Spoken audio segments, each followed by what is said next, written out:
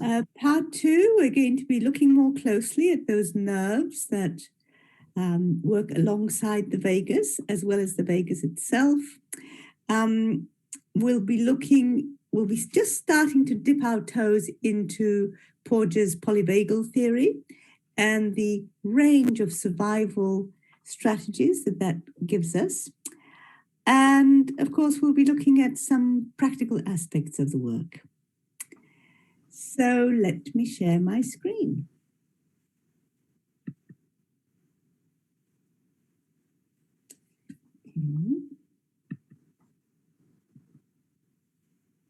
Interesting.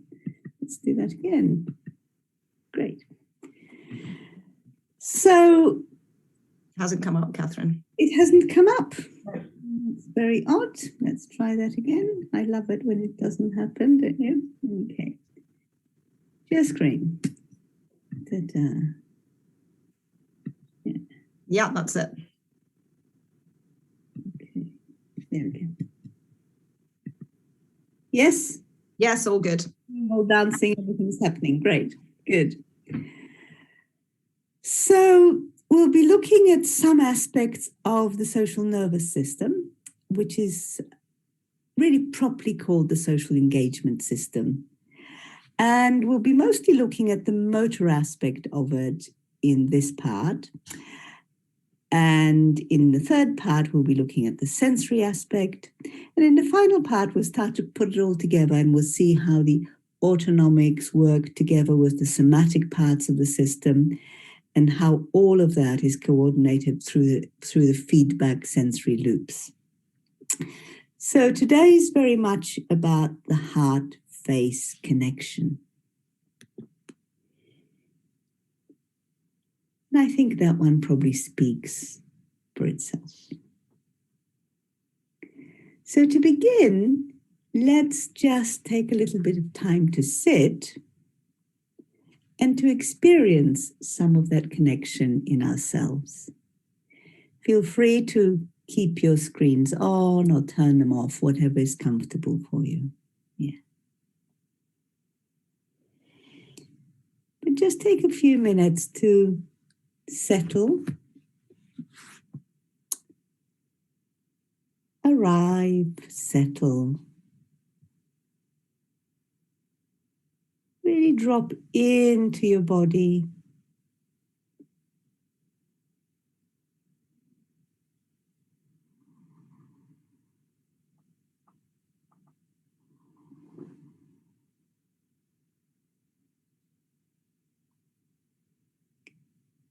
And take a little time to find your sense of ease, however that's expressed right now.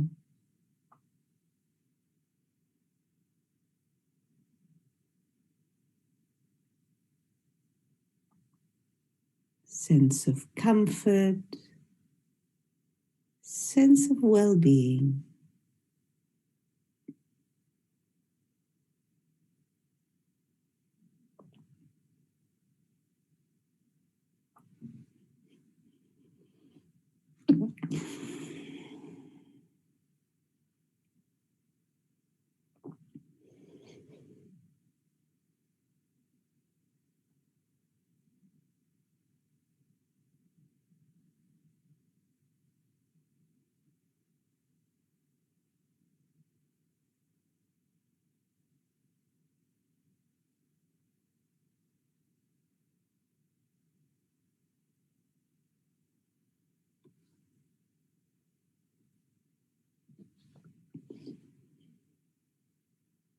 And once you've settled, bring your awareness from the inside to your face.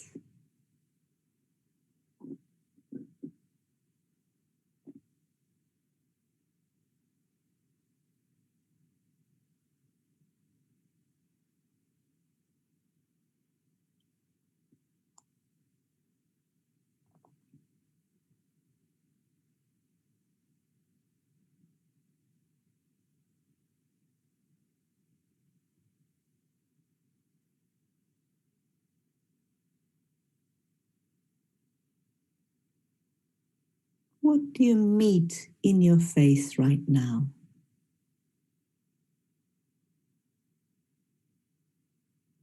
How does your face feel?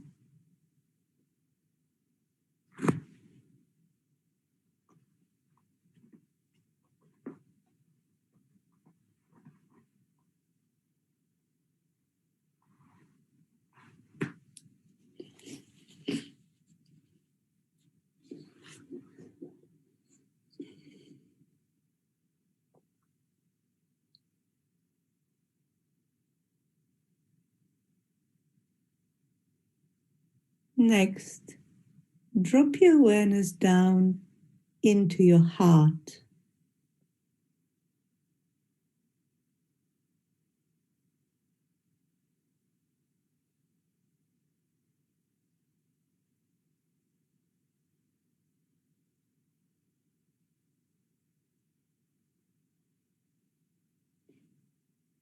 Softly enter your heart and rest there a moment.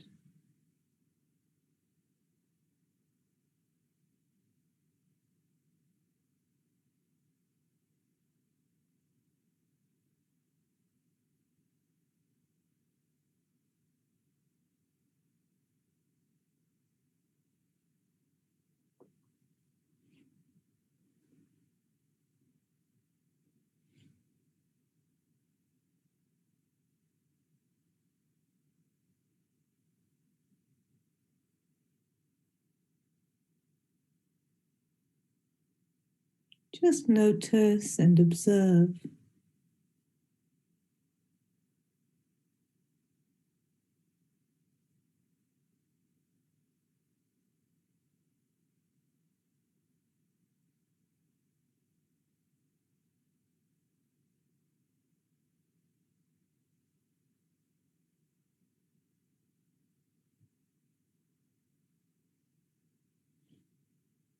And once more, move your attention to your face.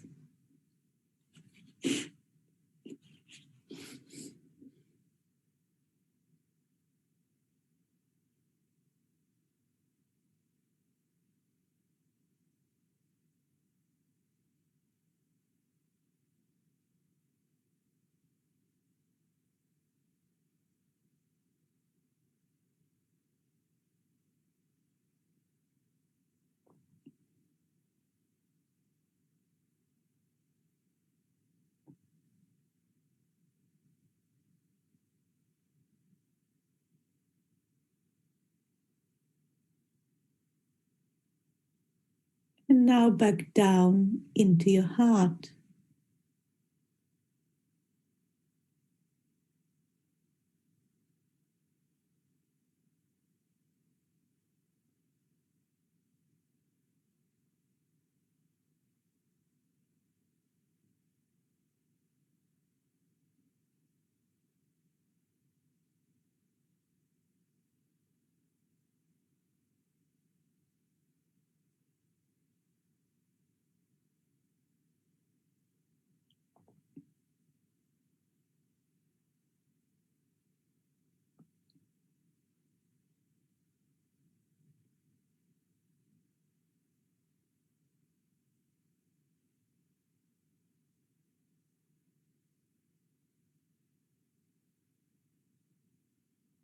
And from your heart back to your face.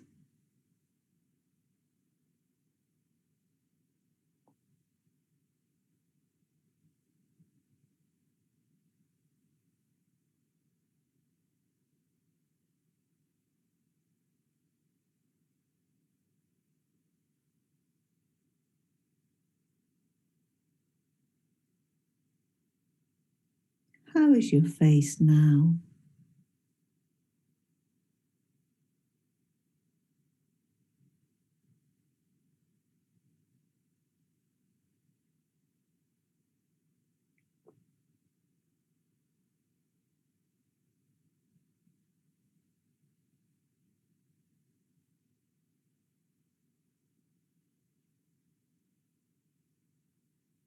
back to your heart once more.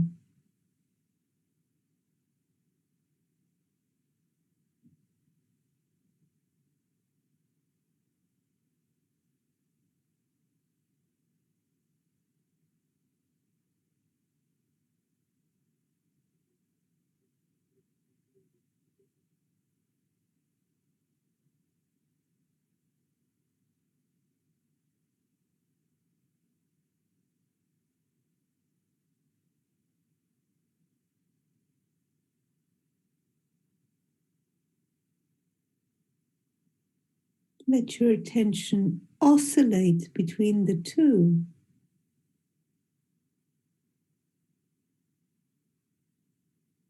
Until it finds a vibrant resting point where both your heart and your face are in your awareness.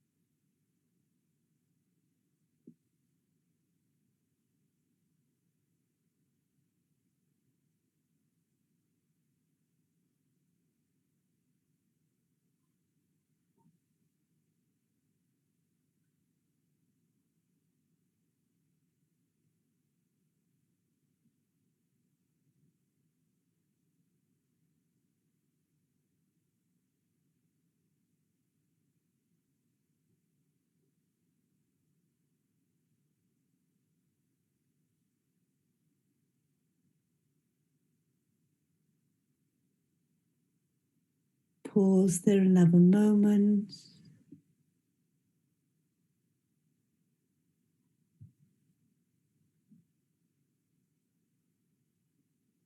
And then let that go.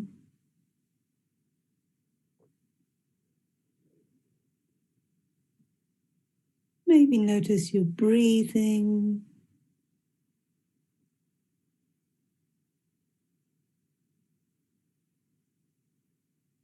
Notice the rest of your body.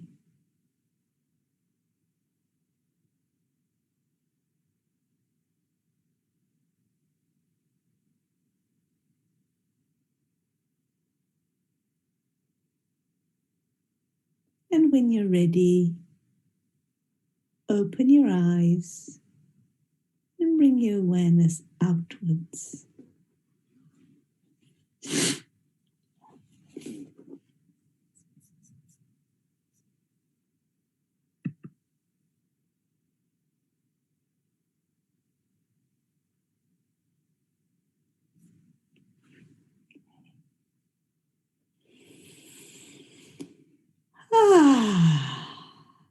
Just let yourself absorb that experience.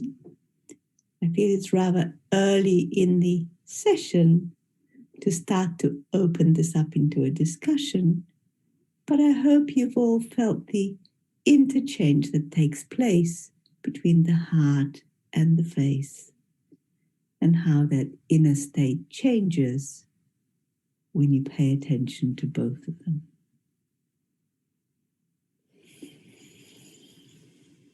So let me move on.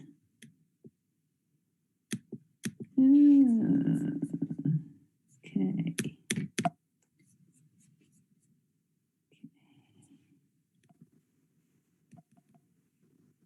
Okay, I'm just going to come out of the share because it's not behaving.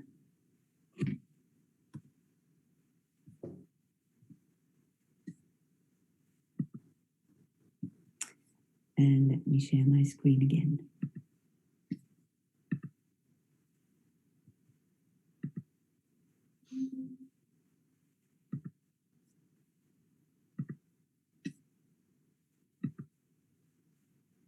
Okay, great. So, part of the nervous system that I want to highlight today has played a huge part in our evolutionary success. We are probably the top species in terms of how much we've evolved over the millennia. And our extraordinary success is based on three things: on big brains, on communication, and on cooperation. We build incredibly complex social structures, and we build literally global networks which allow us to lead the lives that we've chosen to lead. I don't know what's happening here. I've got non-playing. Again, let me just stop this. This is really, don't know why this is happening.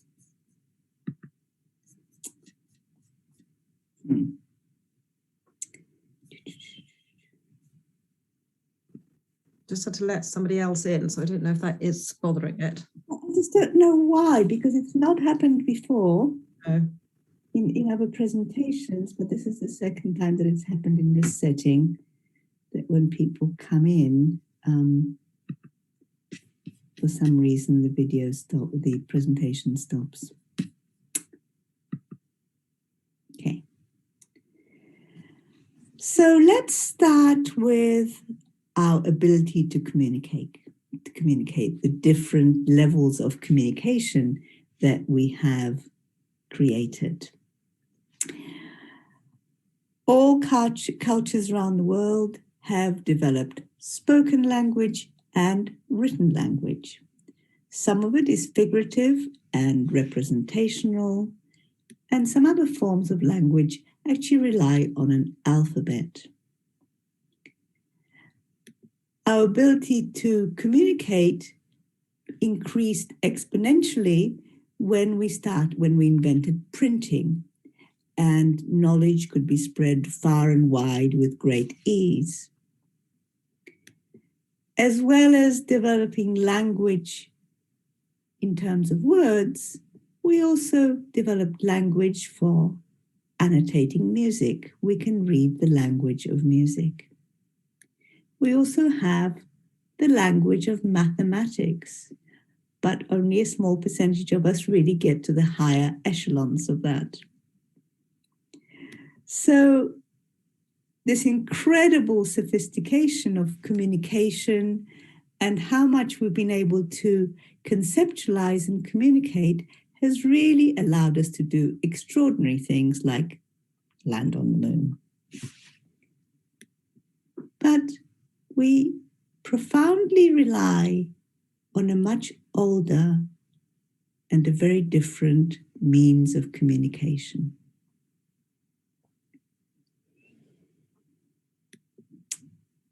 We read faces.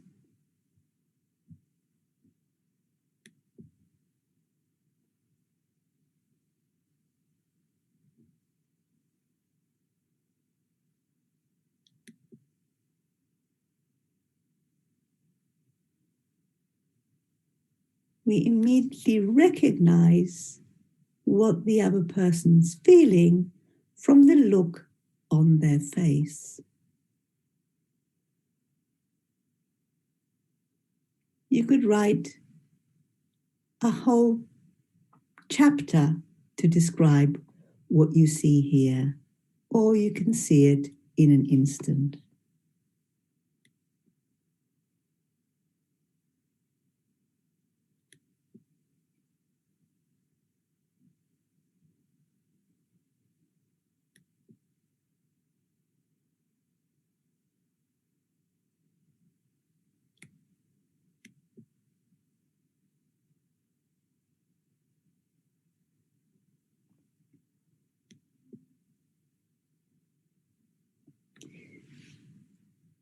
The dominant expressions on our faces, which show everybody how we feel inside, can become literally etched into the lines of our face.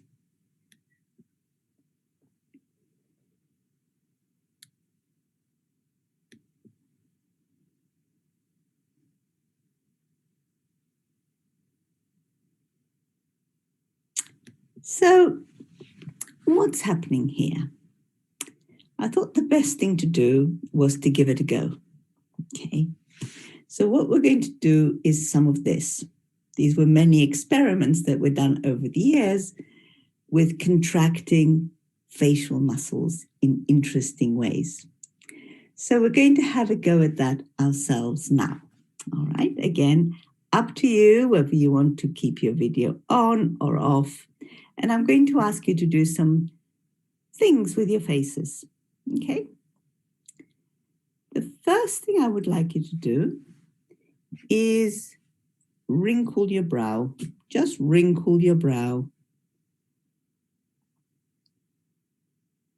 Pause like that for a moment and notice how you feel.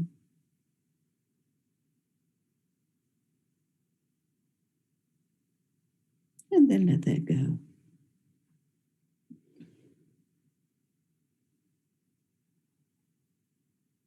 Try to remember how you felt.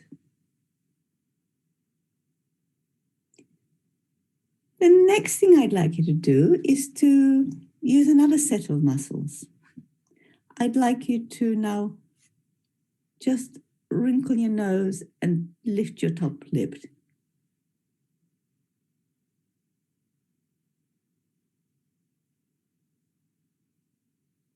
Yeah, just hold that tension in there another minute. And notice how you feel. And then let it go.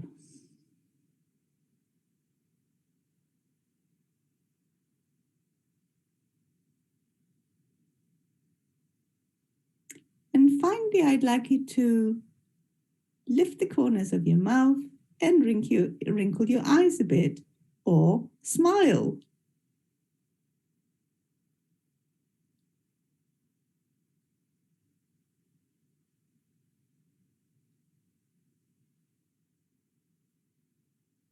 And again, just notice how you feel as you're smiling. And then let it go.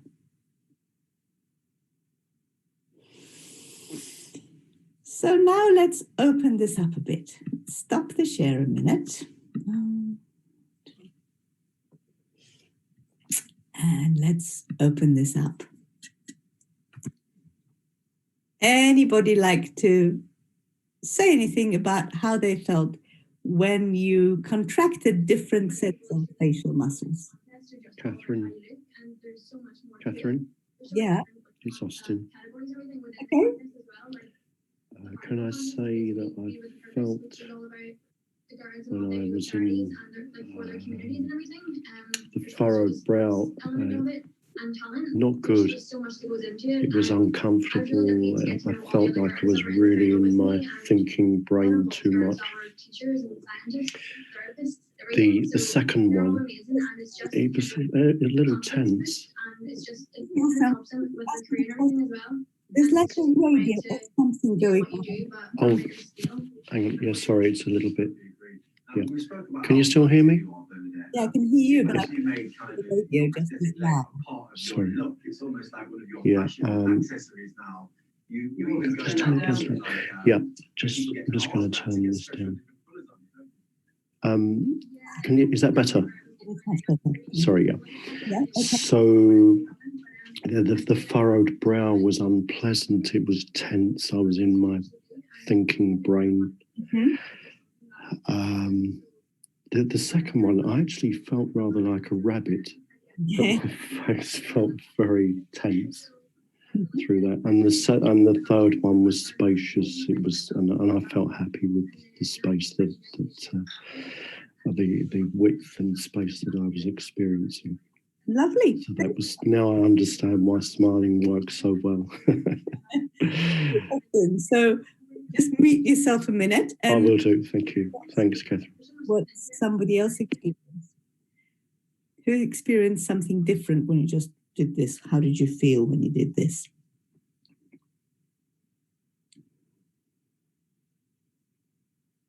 Oops, nobody else felt anything.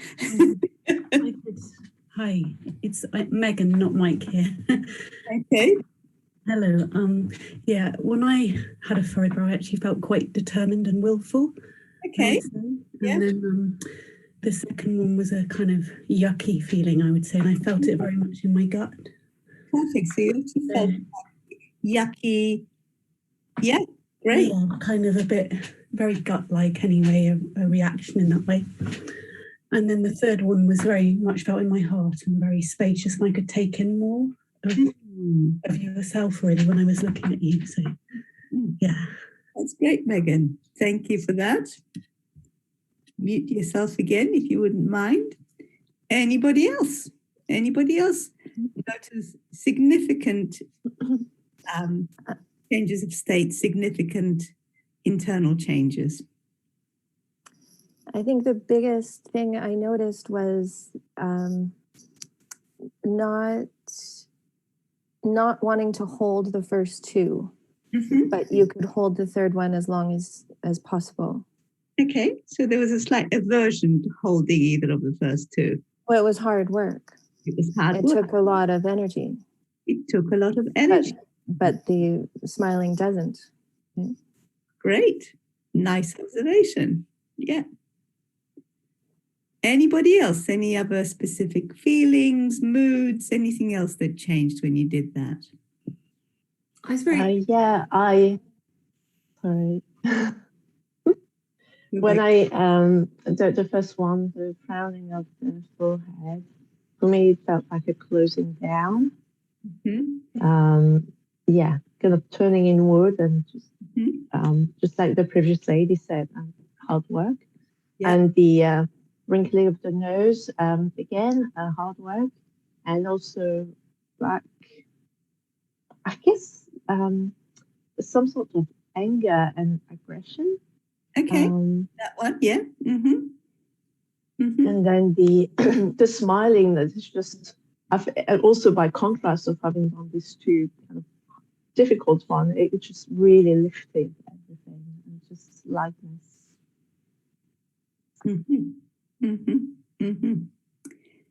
Great. Maybe one more. We got, yeah. Anybody different things? Anybody else notice those internal changes, how your inner state changed when you moved those muscles? I was very struck by how the smiling really did open the heart space, which almost seems like a really obvious thing to say, but I didn't expect that the physical action of sort of a fake smile would actually do that. And yet there it was. Yeah. So that's me going to practice smiling more. Great. So here is my point. If you contract your arm, nothing's going to change. Yeah. If you straighten your leg, nothing's going to change inside. Just moving these facial muscles literally changes your visceral state. Okay. They are that hardwired to the heart and to the gut viscera that they change your state. Okay. Somebody mentioned feeling yucky in the gut. When you do that, it's like feeling, and you literally feel it inside. You know.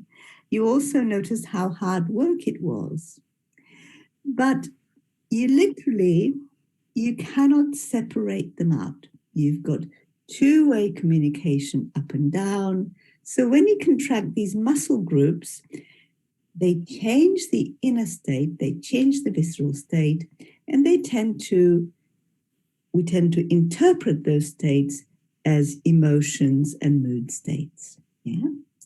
No other muscle groups in our body do that. And that's to do with this unique wiring that we have as part of what's called the social engagement system. So now let me go back to my screen share, and hopefully it'll just remain stable now.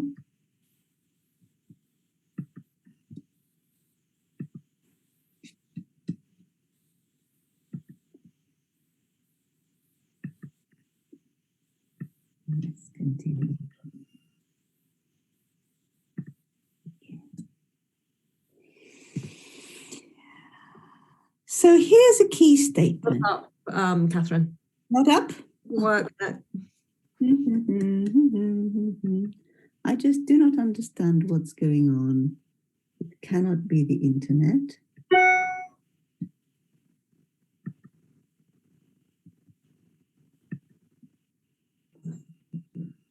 That looks more promising. That's it.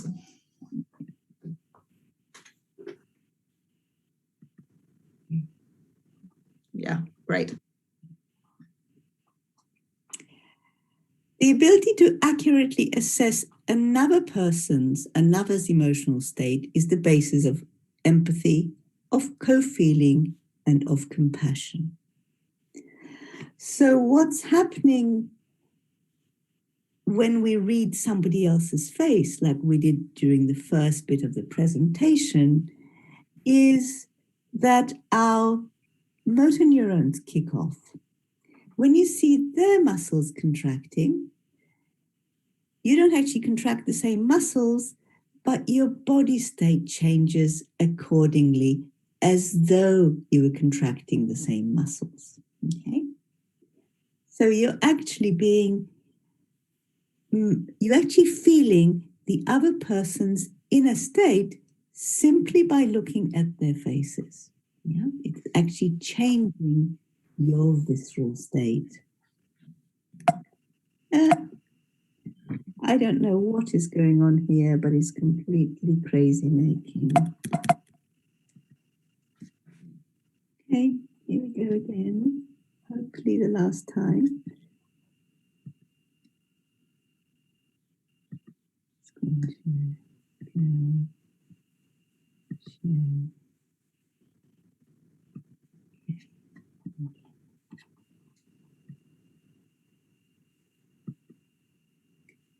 So neurologically, we're wired for good. We actually are pretty much born with the ability to attune to one another through this particular neural network. Our newborns immediately are drawn to an image of an abstract face. They have an innate understanding that the human face is meaningful and useful to them. And look what else newborns can do. Here is a dad being very silly and poking out his tongue. This is literally a newborn. Look at the way the mouth is puckering, and the little one mimics, it mirrors the gesture. Yeah? Even at this age, there's that attempt to mirror and join in with the other. It's incredibly important because facial expression and gesture are the primary means of communication for human babies. Human babies are entirely dependent on their parents, on their caregivers, for all their basic survival needs. Unlike other mammals, we can do incredibly little for ourselves, some of us up to about the age of 45, but most of us get there slightly sooner. So let's have a closer look at this baby language and how it evolves, how it develops, how it strengthens, and what meaning it has in our lives. Here's a little 2-week-old girl, and if you look in this image, you can see she's unhappy. Something's happened which has perturbed her. And what's happened is there's too much light in her face. She screws up her face and starts to yell. Mum is onto it, and she turns the little one away from the light. Look what happens next.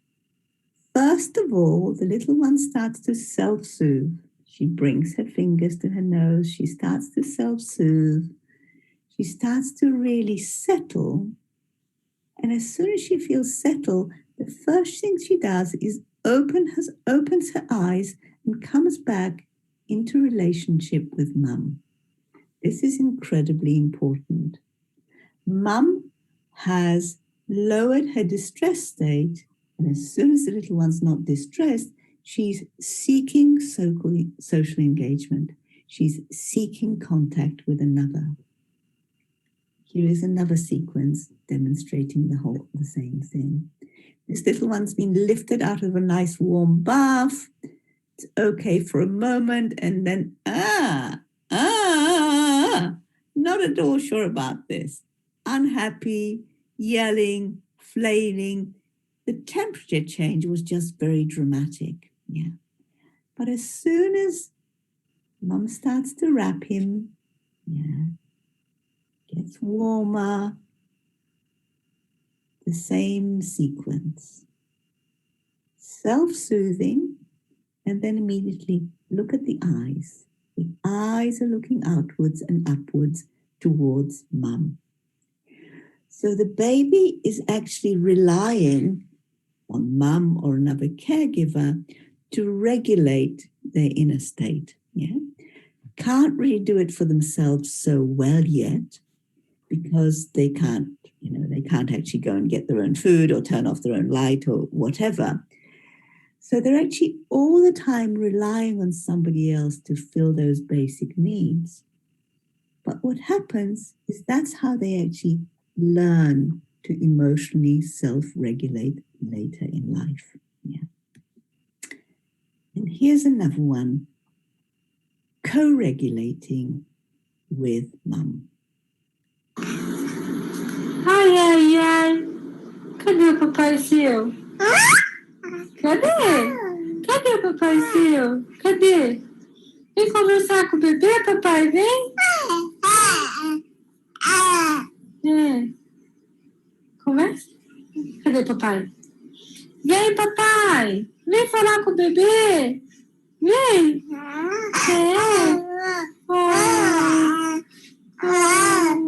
Senão eu choro, papai. It looks just like mum and baby having a nice time.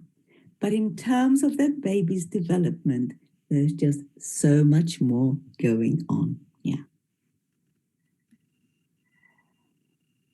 That early caregiving relationship, that ability to down-regulate distress states appropriately, actually forms the foundations of empathy and pro-social behaviors. That mirroring and getting how the other one's feeling, and also incredibly importantly, what we saw with those babies is that the parent responding appropriately and regulating the amount of stimulus, what happens is that baby gets a sense of agency. I'm effective in the world. I express something, somebody listens to me, and something happens in response to it. I'm cared for. I'm worthwhile. Yeah. It's a big, big thing. And when people have that sense of agency and that sense of self-worth, they are much more likely to be compassionate and empathetic. The other extreme is this. What's happening here is a total breakdown of empathy. You cannot do that to another human being if you're feeling what they're feeling. There's a complete breakdown of that empathetic connection, and you have these extreme antisocial behaviors. So in those early bonding and attachment and play relationships, those babies are learning how to be cooperative, empathetic beings in our wider society. And that, of course, is then the basis of cooperation. Those empathetic, pro-social behaviors allow us to cooperate and to build increasingly complex social structures. Yeah. And they're all based on this reciprocal social engagement, this ability to read how the other one is feeling and engage with that. Here's another statement. Empathy gives us a sense of connection, of belonging, of our common humanity. It is crucial in cooperative social groups. It contributes to our happiness. Yeah. And here are kids practicing cooperative behaviors. Our cooperative behaviors go way beyond just enjoying time together. They also lead to altruism, where we'll literally risk our lives for somebody else. Yeah. This is all part of the same social engagement, social nervous system capacity that we have. Here's another one that you might remember from a few years back.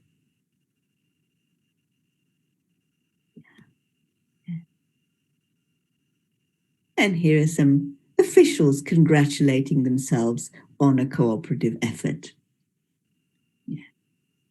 We're not the only ones that build complex structures that rely on cooperation. It's common, certainly throughout the whole mammal kingdom. And you also see these cooperative alliances forming across species. There's some great stuff on YouTube, that you can find with different kind of animals, literally looking after each other and protecting each other from predators. Yeah. So now let's have a look at big brains. How did we develop such big brains? And what does that have to do with happiness?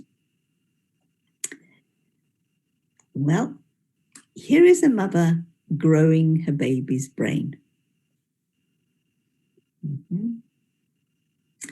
John Bowlby, who is the big name behind the whole attachment theory, believed that the mother was a regulator of distress states, which is what we've been talking about to now. But neuroscience now indicates that play experiences are also associated with intense growth spurts in the brain. Okay. So the play experiences do way more than just the down regulation of distress. There's another whole step forward here. And it looks something like this. That face-to-face playtime and sharing. Yeah. A caregiver that shares the baby's joy and excitement in exploration actively stimulates brain growth. Yeah. What's happening there is during those joyful moments, different kinds of neurotransmitters are flooding the brain, and they are the ones that are particularly trophic. They promote the number of neurons and the networks that they build. Yeah. So that's quite something. And the play is great, but the positive emotions are much more central than we thought. And positive affects are key to early development. They're the key to growth. They're also the key to psychological and physical health. Yeah. So it's not just the psychology, but your physical health also improves and strengthens. Your immune system improves. Your physical, just general strength improves through the positive emotions. And it's particularly these ones. It's when the babies are squealing with joy in a game of peekaboo or tickling or whatever they're getting up to, that you really get these massive rushes of dopamine. And they literally change the whole neurological picture, and the neurological picture is totally interconnected with the immune system, and your entire health just improves. both psychologically and physically. So that's the kind of background. But now we know that we have this specific group of nerves which innervate all these muscles of expression. Yeah, they're known as branchial motor nerves or special visceral efferents. And they're the ones that are responsible for the movement of the face, the throat, and the neck. A little bit of review from last time. Yeah. So those nerves are effectively the motor arm of the social nervous system. Yeah. Okay. They're the ones that emerge from the brainstem. There's a group of them, part of the trigeminal, the facial nerve, the glossopharyngeal, the vagus, and also the accessory nerve are all part of this network of nerves that allow us to exhibit the social engagement behaviors. Yeah. So we've got, again, review from last time, we have 5 pharyngeal arches, and with each of these we have a particular cranial nerve innervating groups of muscles. In the first arch, we have trigeminal, the mandibular division going to the muscles of mastication. In the second arch, we have the facial nerve going to all the other muscles of facial expressions. From the third arch, we have the glossopharyngeal nerve, which goes up into the throat. Yeah. From the fourth arch, we have the vagus nerve, which, as we know from last time, goes into the throat, into the voice box, but also then into the thoracic and the abdominal viscera, all over the visceral organs. And then finally, we also have the accessory nerve, which joins the vagus, and that's the one that goes to the neck muscles. So that's that group. And they are very much responsible for the whole language of emotion. Yeah, I got that one again. So from the first arch, in the first arch, we have the third division of the trigeminal. That's the mandibular division. Yeah, this one down here. Yeah. And you can see that it's sneaking up here and over here and over here. This is the branch that innervates the muscles of mastication. Yeah, the big jaw closers in particular, masseter, temporalis, the pterygoids. Yeah, the big jaw, strong jaw closers.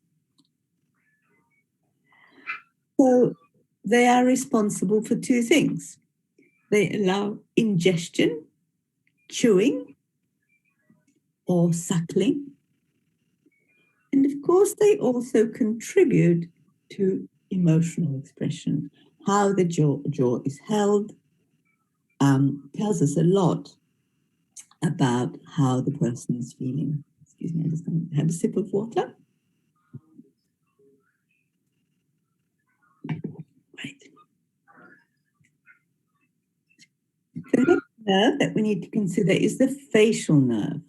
As you can see, it literally goes all over the face to all the remaining facial muscles. All of these really just have the one function, and their function is emotional expression. Of course, they do things like close eyes and draw your lips tight, but their primary function is the actual expression of emotion. So you can look like this. From the third and fourth arch, we have the glossopharyngeal and the vagus nerve, and they're the ones that go deep into the larynx and pharynx. So they innervate, they enable swallowing and voice production. Yeah. swallowing, and this. From the final arch, which is called arch number 6, you have the accessory nerve, and that goes to the muscles of the neck. Now, these big muscles are incredibly important because they allow baby to do this. Yeah.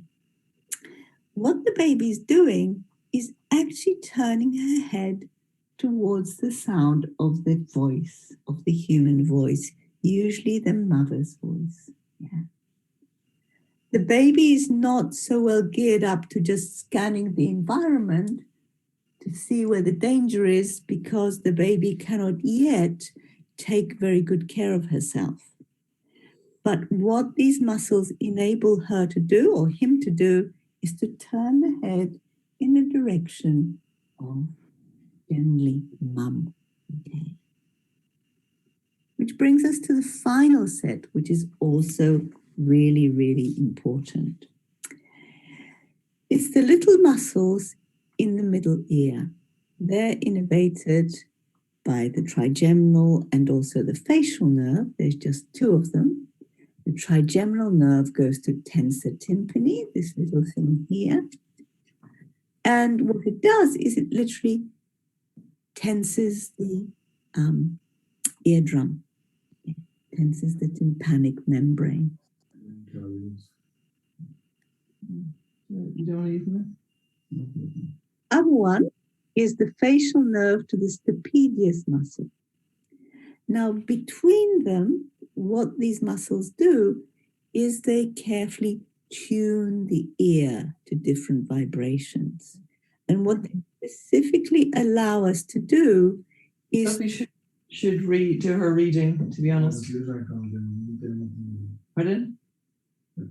What did you say? Excuse me, what's... I'm not sure who's talking. Yeah. Whoever's on Rob Talbot's computer, it's a woman's voice on the Rob Talbot's computer, needs to mute. Oh, sorry. Sorry. Yeah, great. Okay. So between them, these tiny little muscles in the middle ear allow us to extract the frequencies of human voice from background sound. That's not just important for babies, it's important for all of us, yeah? When we're in danger, when we're calling for help, and when we're hearing somebody else calling for help, it's incredibly important to be able to do that.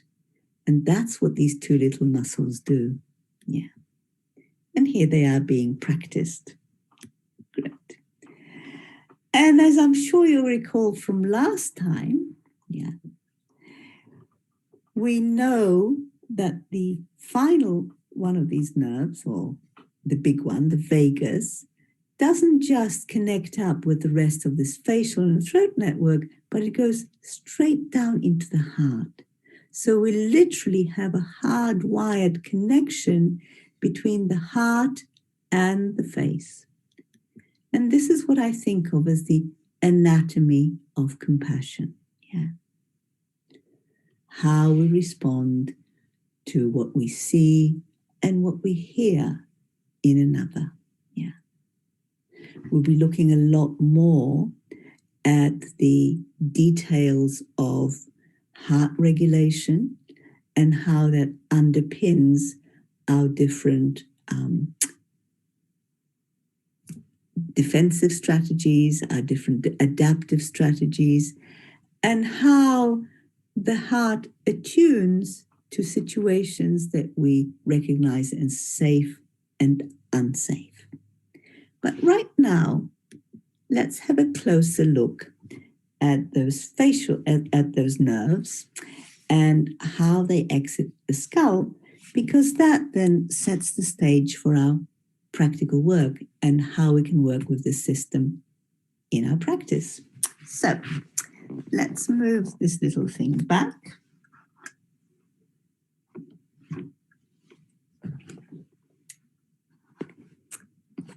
And come out of the share.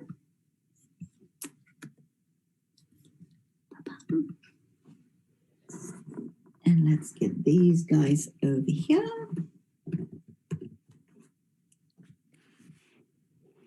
see how well we'll be able to see this.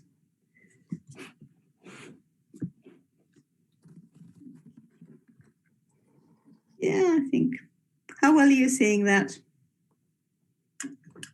Good. Looks good, Catherine. Maybe a bit more light, just trying to figure out where best to put the light. That's a bit too much, I think. Hard to tell. Okay. So we've got our set of branchial motor nerves, yeah? From the top, trigeminal, facial, glossopharyngeal, vagus, and spinal accessory. And we've got them on each side emerging from the brainstem. Yeah. So it's important to realize how they all exit the skull and what kind of structures might be disrupting their activity. Yeah. So starting from the top, here is our trigeminal nerve, this white one, and it's exiting the skull with the foramen rotundum, which is in the sphenoid bone. I'm going to show you them in pictures as well, but let's have a look at the skull. It's going out here right through the middle of the sphenoid bone, and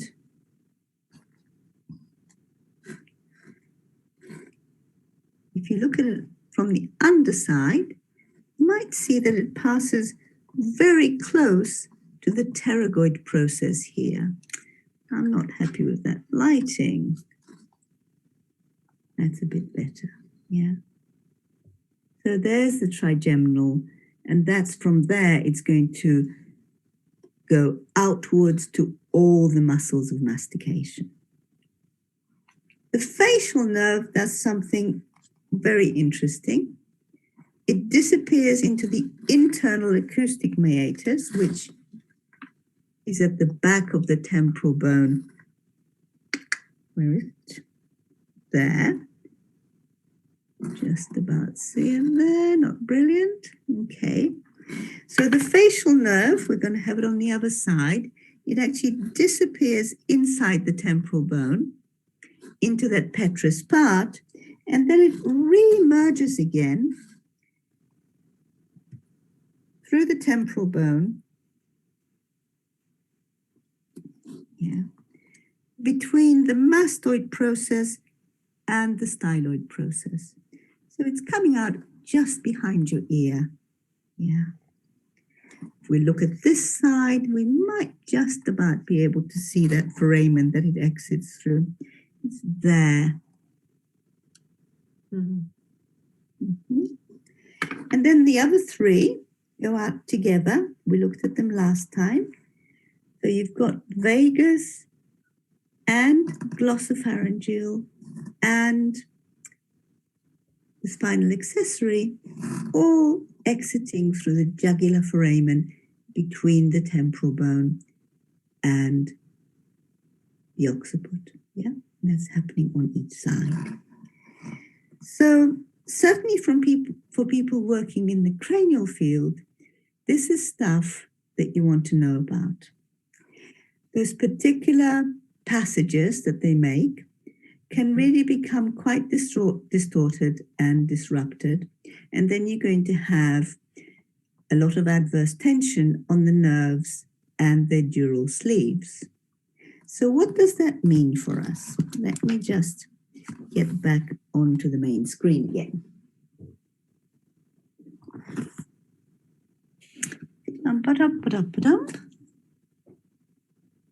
Let's do this. And let me go into screen share again.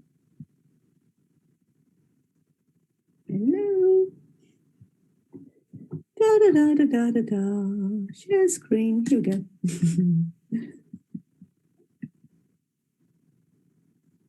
Okay.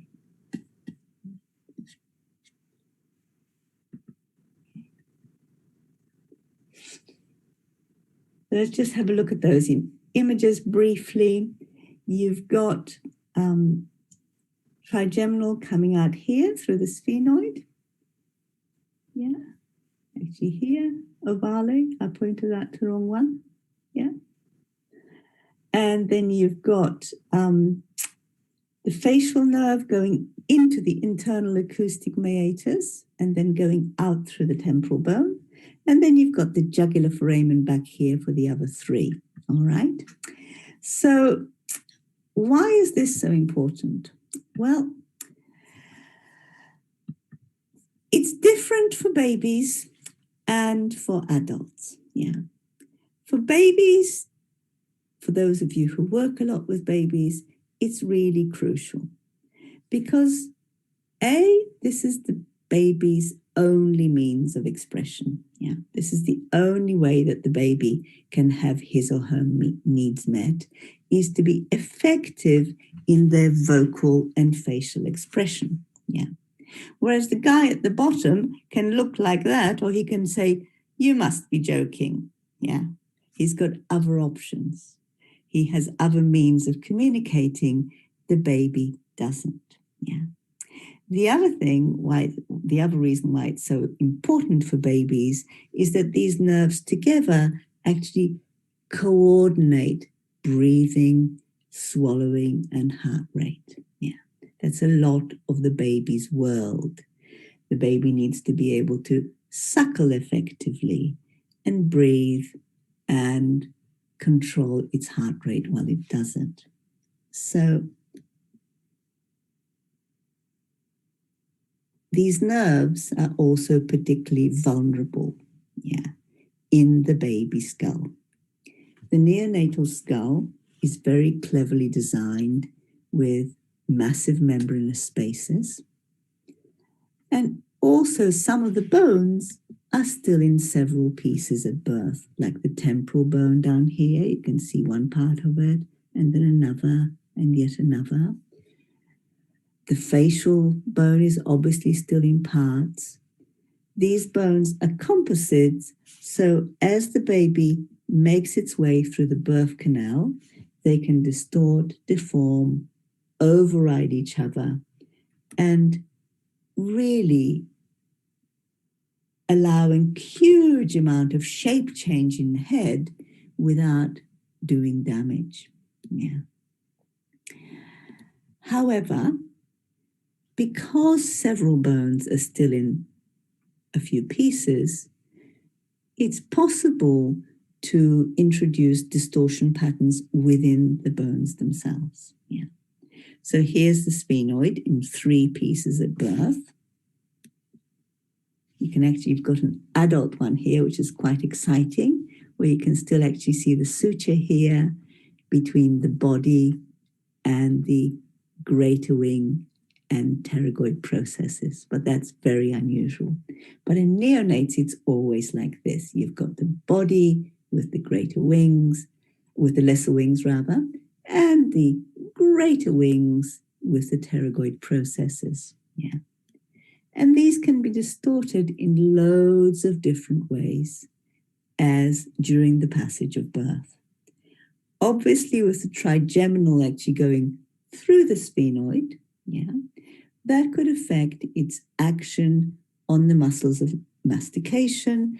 That could then affect for the baby how the baby is able to suckle and ingest important stuff. Yeah.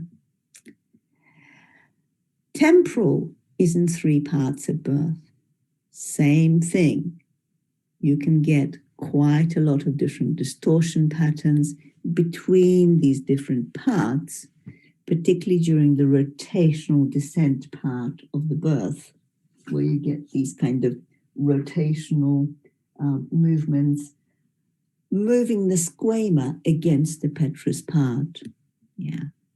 So the facial nerve is literally just kind of snaking through there. It does this kind of double knee bend through the temporal bone. So if the bone itself is distorted, it could significantly compromise the facial nerve. Here it is, moving through the petrous portion to his knee bend, geniculate ganglion, and then passing backwards from there. So, and then it emerges here between the mastoid and the styloid. Yeah. So very much just passing through the temporal bone, no other bone involved. Again, with rotational distortions and compressions of that bone, you could compromise that nerve. If that nerve is compromised, it means that the baby cannot as effectively express its needs. It might seem unresponsive. It's not that there's something going wrong with the brain, it's just that the muscles aren't functioning properly. Yeah, the muscles cannot work properly because the nerve has been compromised. Yeah. And of course, within the solid part of the petrous temporal, you've got those tiny little muscles of the middle ear. Again, you could get dural pulls and drags through the muscles that will affect that function. Yeah, they're too well protected by the bone to get particularly bony distortions, but you could nonetheless have impact on how well the baby's hearing. Yeah, and we already looked at this last time, but the jugular foramen, you've got vocalization, swallowing, and orientation all being innervated by the nerves which pass through the jugular foramen. Yeah. Added to that is the fact that the occiput is also in several parts of birth. It's in 4 parts. Yeah. And you've got the same thing. You could actually get distortions within the bone, yeah, which will then compromise the space between it, the occiput, and the temporal, hence compromising the jugular foramen again. Yeah.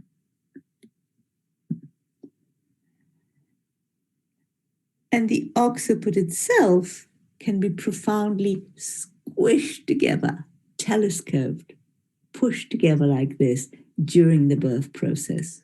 Yeah. Really doing this to the back of the neck, which means that you're not just, but it's going to be more than just a muscle. Again, it'll compromise the nerve action. Yeah. So for people working in the cranial field, looking at the intraosseous patterns, particularly with babies, is massively important. Yeah. People not working in the cranial field, my goodness, you've got quite an array of muscles and their fascia here. Yeah. Look, even right into here, which is the occipital base, you've got muscle attachments of the rectus capitis, for instance. Yeah. You've got lots more muscle attachments on the squamous part of the occiput. You've got those intraoral muscles like the pterygoids attaching to the sphenoid inside the mouth.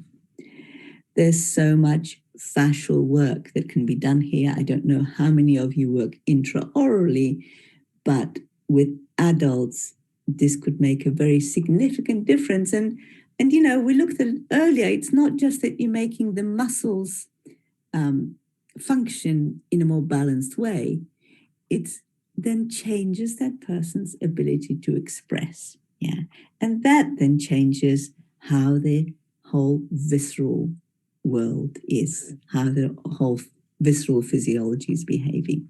It's an incredibly tight system. So a whole massive amount of clinical scope for working with the bones and the fascia around the muscles of mastication, muscles of facial expression, and neck muscles. Great. Let's pause that a minute.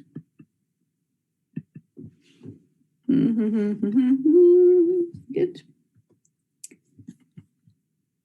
Cool.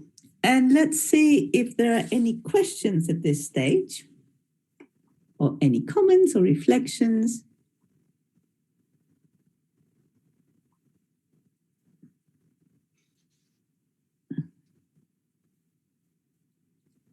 Nothing. Can I ask about if there's a window of learning kind of facial expressions for a young baby? My partner was 4 months in an incubator because he was premature. And that was obviously in the 70s. So there weren't people picking up him often and facial expressions. And he does really have quite a few difficulties with that kind of emotional regulation and that kind of thing. Is there a window within which a baby needs to learn those things, you know, months or? It's 1 to 2 years, actually. It's quite a long window. Okay. It's 1 to 2 years. And then, of course, there's neuroplasticity. Yeah. So although, you know, things didn't go perhaps ideally during the early months, Yeah. it doesn't mean that the brain can't recover and that the neural regulation can't be restored way later in life. Yeah. Okay. Thank you. You know, something that you know, a lot of the listening interventions that they have for autistic kids, for instance, are all about exercising the little muscles in the ear. Yeah. One part of the system working better, then the whole system starts to work better. Yeah. Okay. Thank you. Yeah. Anyone else?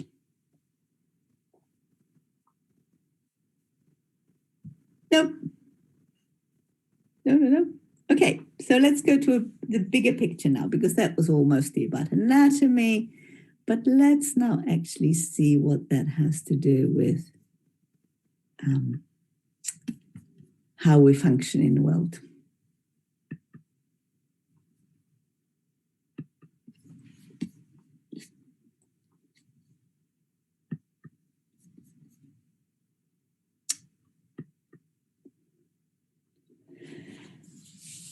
So let's not bring that into really what it means for our lives. And let's see how that social engagement system gives us a better range of adaptation and gives us a much better range of coping with and responding to stressful situations. Yeah. To understand that, we need to look at the evolution of the autonomic nervous system. Most of us learned the autonomic nervous system like this: 2 branches. Sympathetic bit from the spinal cord, arising from the spinal cord and going into this long chain of ganglia on either side of the back. And the sympathetic was known for gearing you up for fight or flight. Yeah, it's the arousal side of the system. And then from the cranial nerves and the sacral nerves, we have the parasympathetic system, which is thought of primarily as the rest and digest function. It slows things down. It does all those processes which are to do with nurture and digestion. Okay, so that's how we've been taught. And the belief was that homeostasis was simply brought about by swings between the two. That's how we maintain the basic physiological homeostatic functions. Yeah. So far, so good, until along came Stephen Porges. And he observed something that was known, but he made sense of it. What he observed is that the vagus nerve isn't just one nerve, that it has 2 totally distinct branches, which we've talked about already. And that these 2 branches of the vagus nerve actually emerge from separate nuclei in the brainstem. Yeah. We've got the dorsal nucleus of the vagus, that's the truly sympathetic one. And then we also have the nucleus ambiguous, very very aptly named, as it happens. Yeah? And that the fact that there are two branches of the vagus has actually increased our range of autonomic responses exponentially. Yeah. Coupled with that is the fact that the newer branch of the vagus, the one arising from the nucleus ambiguous, lies in a line with a whole bunch of other nuclei, which we suddenly go, those look familiar: trigeminal motor nucleus, facial motor nucleus. This is glossopharyngeal and vagal nucleus, and then also the accessory nucleus. These guys are a system. They function together. Yeah. So from that, Porges concluded that rather than a two-part, we have a three-part autonomic nervous system. Yeah. One part run by the sympathetic, and then two separate parts run by the vagus, doing very, very, very different jobs. Yeah. If we take a closer look at that, this is what that system looks like. Here's a brainstem, here is our head and face, and here's the torso with its internal organs. We have one motor nucleus of the vagus. That's the dorsal motor nucleus. And from there, we have the vagus nerve running down to all those organs below the diaphragm. But also some branches to the heart and lungs, but its primary focus is digestive organs. So that's the true autonomic parasympathetic branch of the vagus. Coming from a second nucleus, known as the nucleus ambiguous, we have nerves running primarily to the heart and lungs. Yeah. But we also know that exactly from the same nucleus, which is the odd bit, which is why they called it ambiguous, is that you don't just have these autonomic visceral nerves coming from that, you also have these somatic nerves, these branchial motor nerves going to the face and the neck. Yeah. That's from nucleus ambiguous, you get cranial nerve 9, 10, 11. And then in the same column, you get the trigeminal nerve going to the muscles of mastication and the facial nerve going to all the other muscles of facial expression. This is a system of function coordinated by the vagus nerve. Yeah. So you've got this very direct heart-face connection embedded in this neural network. Together, they're known as the ventral vagal complex. So now that we have a three-way autonomic nervous system, it means that we have three different adaptive strategies. We have three different physiological and behavioral states which are functioning in conditions of safety, in conditions of danger, and in conditions of life threat. Yeah. And what we think of as homeostatic function, most of the time is dominated by that ventral vagal complex. Yeah. Because most of the time, when we are living in conditions of safety, our heart rate is regulated primarily by that new part of the vagus, which comes from the nucleus ambiguous. Yeah. In conditions of safety, the ventral vagal complex is dominant. When danger arises, it's the sympathetics that kick in. Yeah? One of the older parts of the autonomic nervous system. And of course, under danger, we can fight and run like the wind. And finally, under life threat, the oldest part of the real parasympathetic kicks in, yeah, and we immobilize. We go into freeze. So we have a system which supports us to be well and to function physiologically in conditions of safety. We have a different part of the autonomic nervous system which adapts as well for danger. And then we have a very ancient part which kicks in under life threat. And this is how Porges, describes them. Yeah. He says the function of the autonomic system is hierarchically organized. Yeah. So top down and newest system first and then going downwards. So the ventral vagal complex is the mammalian signaling system for motion, emotion, and communication. Yeah. It's also the system which allows us to pay attention. It's the system that rapidly delivers a lot of oxygen to the brain. Yeah. We'll talk a lot about that in the last part of the series. And that is dominant when we sense safety in the environment.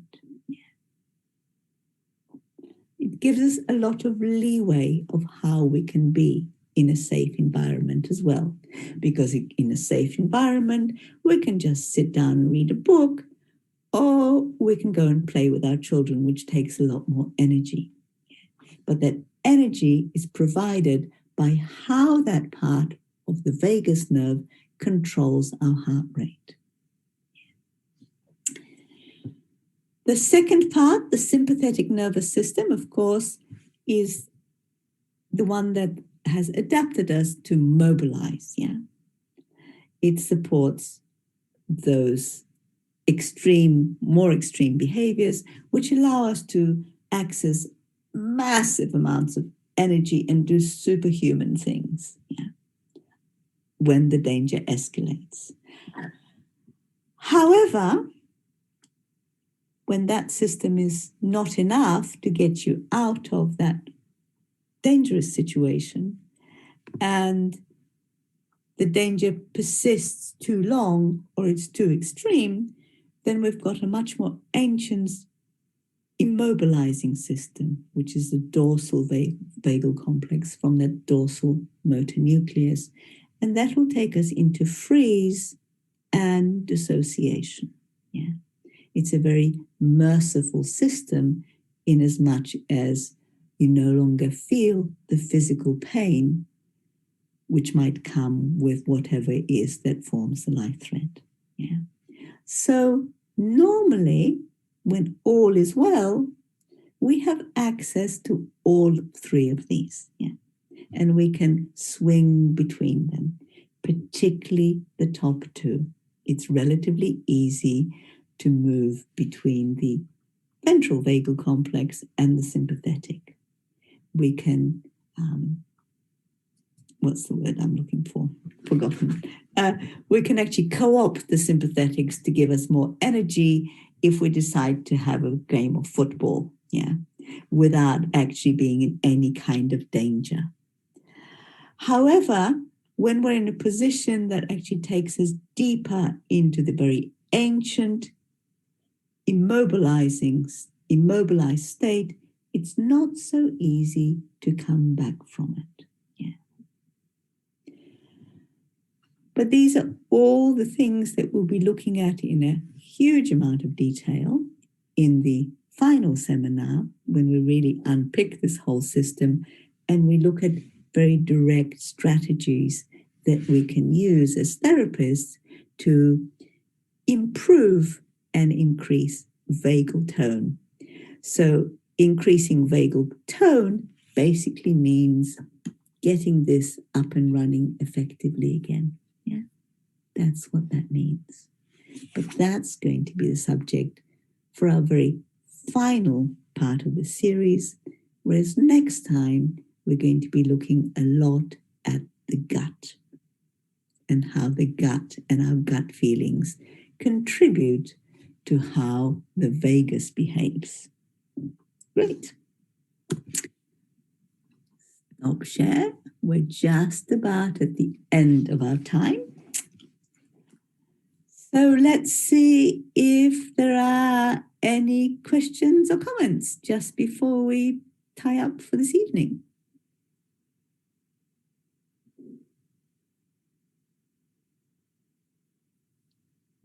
Everybody's muted. Hi